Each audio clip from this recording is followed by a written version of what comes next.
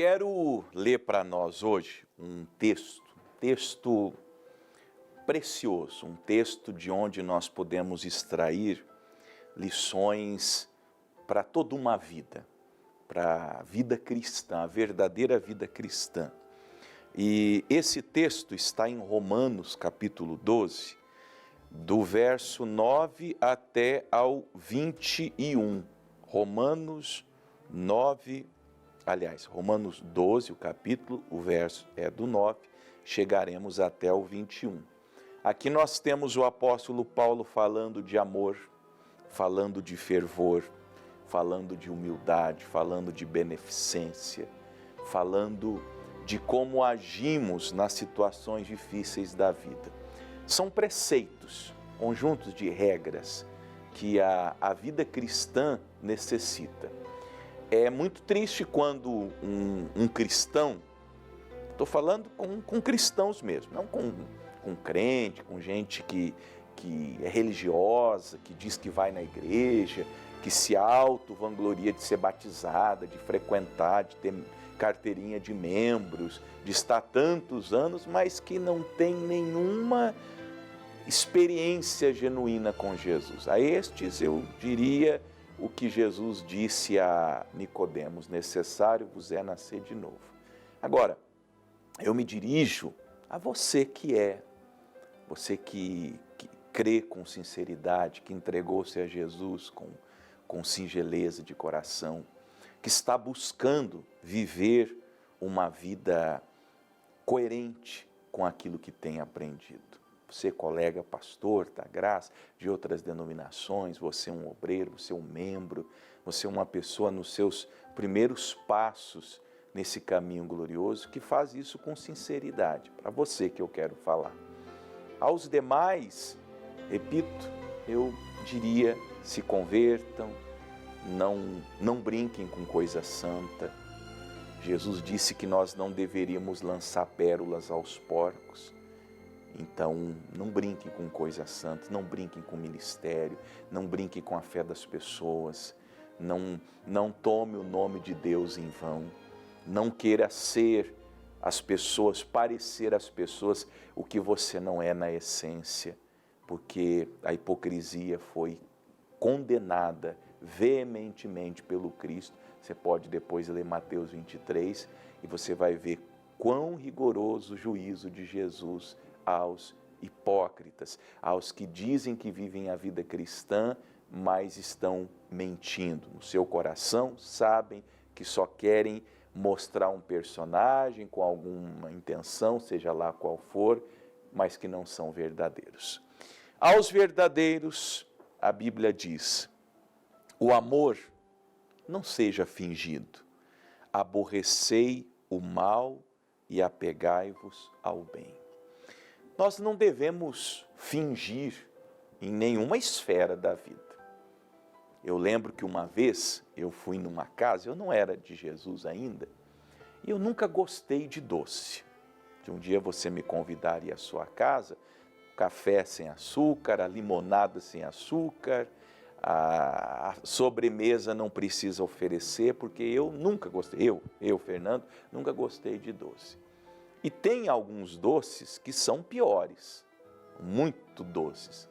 Eu fui nessa casa e eu me lembro que a pessoa quis me agradar e fez um mingau. E assim, devia ser gostoso, porque todo mundo estava comendo com gosto. Mas a pessoa encheu minha tigela de mingau. Olha, eu demorei uns 40 minutos para comer um pouco, porque eu não conseguia. Embrulhava o estômago e a pessoa olhava: e aí, tá gostoso?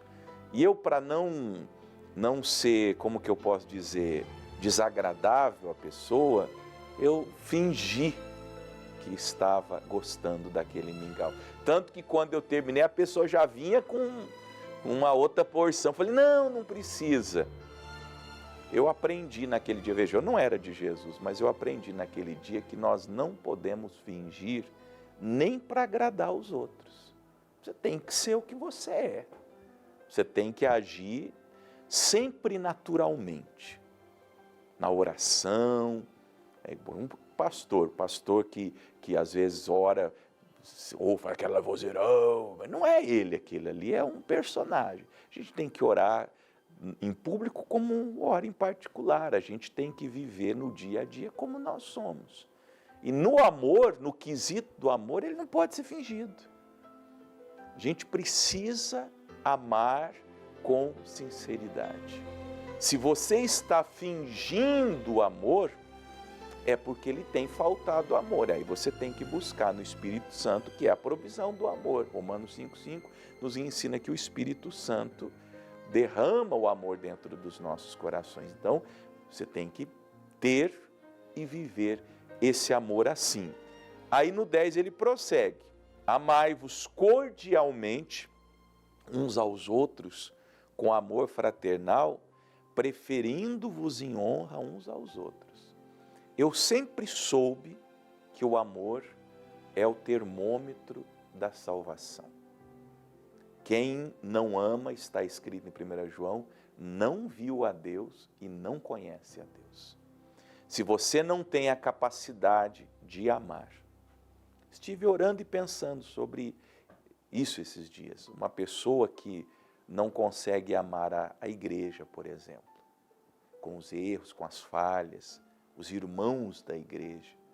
Se nós temos um coração muito mais crítico, muito mais voltado ao julgamento, à condenação, ao apontar do dedo, pode ser um indício de que o novo nascimento ainda não aconteceu. Porque quando nós amamos, como a gente acabou de ler, a gente quer de alguma maneira que aquela pessoa esteja em honra. Nós trabalhamos para que todos fiquem bem. É igual num casamento. Como que a gente percebe o amor? É porque a pessoa fica no Facebook falando que ama? Olha, não quero atrapalhar o casamento de ninguém, mas pessoa que fica muito falando nas redes sociais, que ama, meu chuchuzinho, fica desconfiado. Primeiro porque o amor não é palavra. Falar eu te amo, falar eu... Não significa muito. O amor é obra. Então, por exemplo, num casamento, o marido que ama, ele está sempre tentando fazer com que a esposa esteja bem. Por isso que ele ajuda em casa, ele ajuda a cuidar das crianças, ele ajuda na manutenção da limpeza da casa. É o amor. São pequenos gestos. Às vezes ele até executa o papel que seria naturalmente da mulher para que ela possa ter um tempo para ela, às vezes até para sair, para ir num salão de beleza, para poder descansar. Isso é amor. A mulher é a mesma coisa. Ela cuida da casa, ela cuida dos filhos, ela cuida das crianças. Ela faz de tudo para que quando o marido chegue em casa, as coisas estejam minimamente organizadas. Isso é amor. É quando a gente tenta fazer com que o outro esteja bem, esteja em honra, esteja melhor. E esse é um mandamento de Deus. A vida vale a pena, sim, quando a gente vive o amor. Como eu falei, o amor entre o casal, o amor entre pais e filhos. Eu recebi um vídeo ontem, eu fiquei bem sensibilizado, um senhor falando com o filho, e ele já bem idoso, perguntou para o filho se o filho iria abandoná-lo. Ele estava com medo de ser abandonado, já viúvo, os outros filhos não se importaram, e esse filho está cuidando do pai. Aí ele pergunta: filho, você vai me abandonar? Aí ele falou assim: pai, o que eu prometi para o senhor? Eu não prometi que eu vou ficar com o senhor até o dia que Jesus lhe recolher? Então pronto, o senhor não se preocupe, enquanto o senhor estiver vivo, eu vou cuidar do senhor. Aí o velhinho danou chorar, muito emocionante o vídeo. E esse rapaz, é um rapaz jovem ainda, dá para ver assim no rosto dele, é um rapaz jovem, apesar que está de perfil, e ele pôs a câmera ali para gravar. Esse rapaz está sendo abençoado. Por quê? Porque o primeiro mandamento com promessa é honra pai e mãe. Então isso é amor. Esse é o amor não fingido.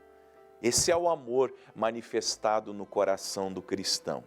Bom, a gente não pode ficar parado só nesse tema, senão nós não chegaremos no verso 21.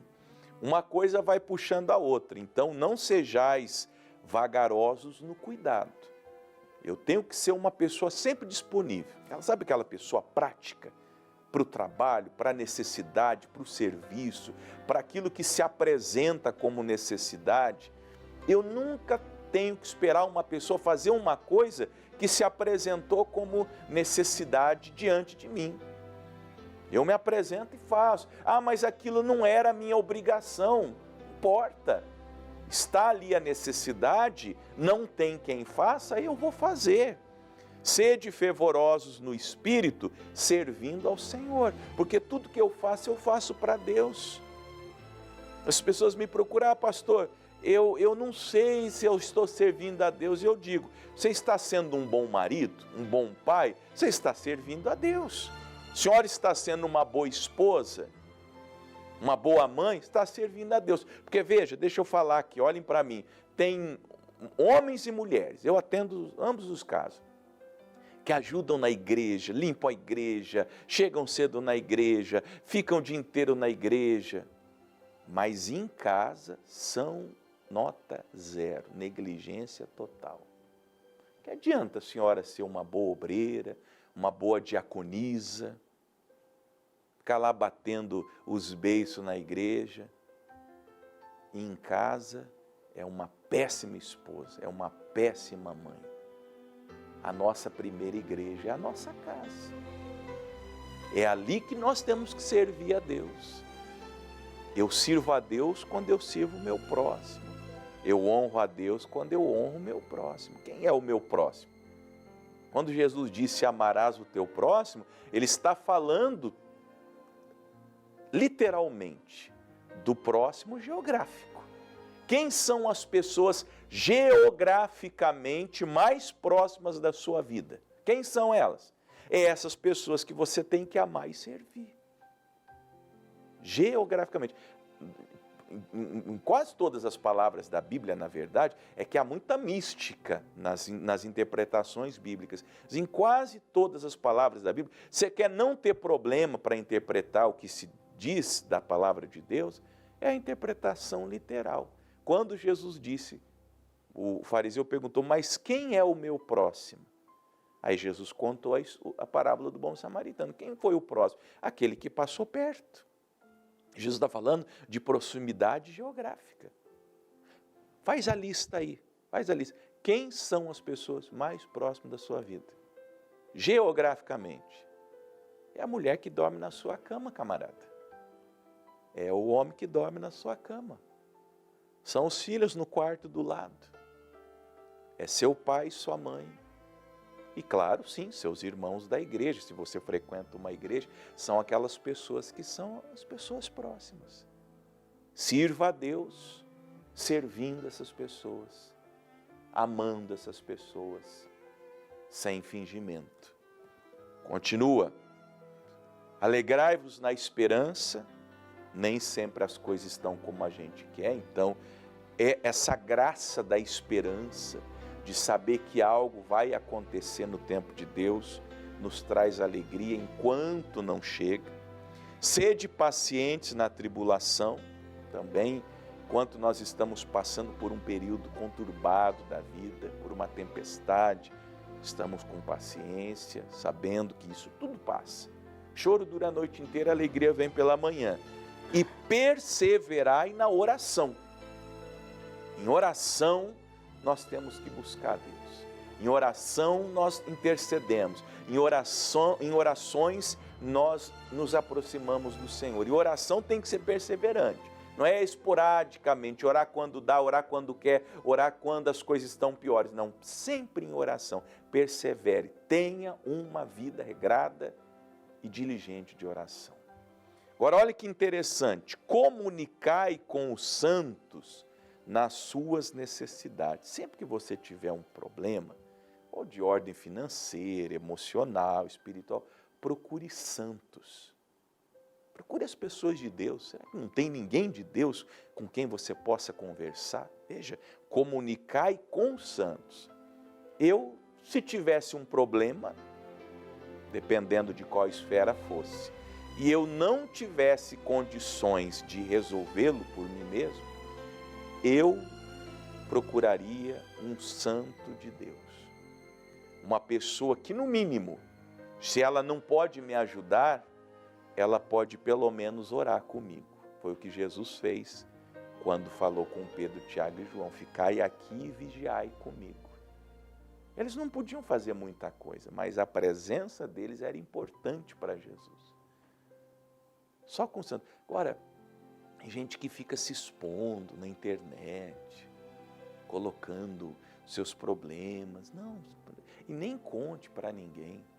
Você só pode contar um problema, comunicar uma necessidade aos santos, seja ela qual for.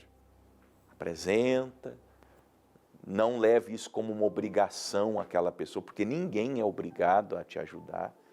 Ninguém é obrigado a te ajudar, mas possivelmente, se você levar isso à pessoa certa, Deus pode usar alguém para lhe ajudar, para lhe trazer um socorro, seja ele qual for.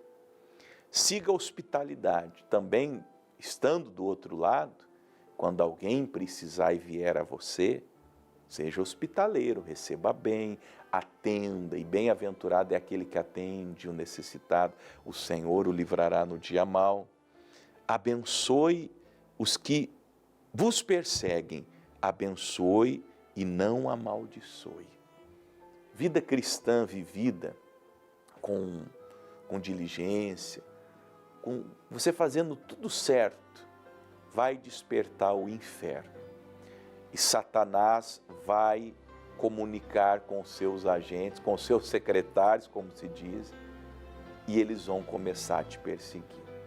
Se você está sofrendo perseguição, não amaldiçoe, não murmure, não reclame, não queira vingança, apenas abençoe essas pessoas. A melhor resposta que você dá é essa: alegrai-vos com os que se alegram e chorai com os que choram. Respeite a situação, o estado, o tempo de cada pessoa. Você tem que saber se comportar na alegria e sem a inveja, se alegrar com aqueles que estão se alegrando, prosperando, se dando bem na vida. Por outro lado, você tem que ter a capacidade de sentar-se junto, de consolar, de dar um abraço, de fazer uma visita. Quantas pessoas da sua denominação que você conhece estão doentes, estão hospitalizadas, estão enlutadas, e você nem fez uma ligação para saber como está aquela pessoa? Esse é o mandamento. Sede unânimes entre vós. Ou seja, você faz parte de uma igreja. Vou falar uma coisa aqui, olha, peito aberto. Você está num lugar que você não concorda, Amós 3,3 diz que dois não andam juntos se não tiverem mútuo acordo. Avalia se a sua discordância tem razão. Se ela tiver razão, sai fora daí. Se não tiver razão, você muda. Agora, se a tua discordância tem razão, não, pastor, eu estou aqui à luz das Escrituras, a minha discordância com a denominação que eu faço parte, com a minha igreja, tem a ver com doutrina, com coisa muito séria, com a palavra de Deus. Eles estão ferindo a palavra de Deus. Então, meu amigo, sai fora daí, não fica aí tumultuando.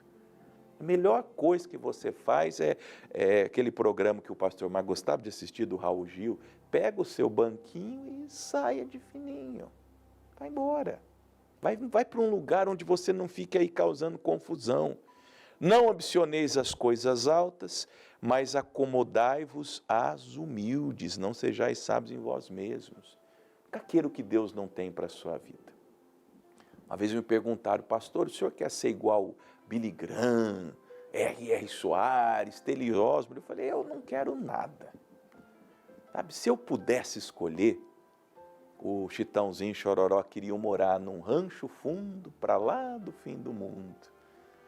Se eu pudesse escolher, eu não queria tão lá perto desse rancho, mas quase lá. uma igrejinha, que eu amo pregar a palavra de Deus, eu acho que eu faço isso minimamente bem. Eu queria ter ali, mas não é a minha vontade. A gente tem que deixar Deus dirigir, sem ambição, sem o espírito do coach. Que não, todo mundo. Imagina se todo mundo fosse piloto de avião, quem que ia ser o passageiro? Então, tome cuidado com quem fica tentando impulsionar a sua vida, porque a Bíblia manda a gente não ambicionar coisas altas. A Bíblia manda a gente se acomodar com o que é humilde, e o próprio Deus se encarregará de nos exaltar se esta for a vontade dele.